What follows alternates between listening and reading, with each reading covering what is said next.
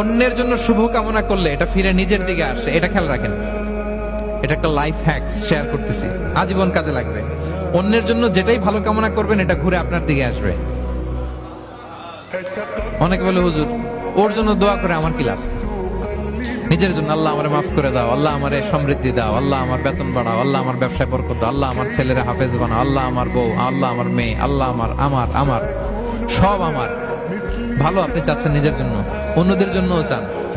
আল্লাহ আমার সব ভাইদেরকে মাফ করো, আল্লাহ আল্লাহ আমার গোটা মুসলিম উম্মাকে তুমি বরকত দাও, কল্যাণ দাও, নেতৃত্বে আসার তৌফিক দাও, আল্লাহ সবাইকে সুস্বাস্থ্য দাও। এটা ফিরে আপনার দিকে আসবে।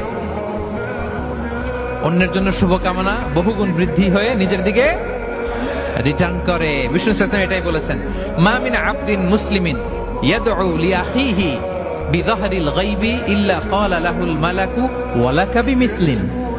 কেউ যদি তার ভাইয়ের অনুপস্থিতি তার ভাইয়ের জন্য দোয়া করে, ফেরেশতারা ওই দোয়াটা তার জন্য আগে আগে করে।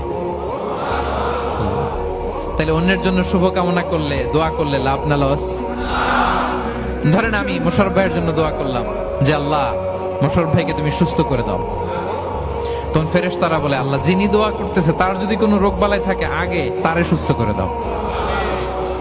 ধরেন আমি বেলায়েত ভাইয়ের জন্য দোয়া করতেছি, আল্লাহ বেলায়েত ভাইয়ের এই সমস্যা আল্লাহ তুমি দূর করে দাও, ফেরেশতারা বলবে আল্লাহ যিনি দোয়া করতেছে তার যদি এই সমস্যা থাকে আগে তারে এটা দূর করে দাও। ধরেন আমি দোয়া করলাম আল্লাহ আমার এই ভাই, আল্লাহ সে গরিব, তার অর্থের বড্ড অভাব, দারিদ্রতা, আল্লাহ তুমি আমার ভাইয়ের দারিদ্রতা দূর করো। ফেরেশতারা বলে ওয়ালাকা বিমিসলিন, তোমার জন্য এটা, মানে আল্লাহ যিনি দোয়া করতেছে তার যদি অর্থের প্রয়োজন